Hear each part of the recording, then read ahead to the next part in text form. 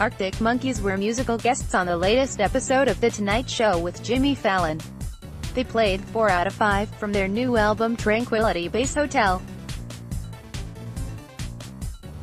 Watch it happen below. Tranquility Base Hotel. The band chose not to share any singles ahead of the full album's release, though they did preview some of the songs live. They are currently on tour behind the new record and have announced several pop-up shops in select cities around the world. Read everything Arctic Monkeys have done since their last album, AM, on the pitch.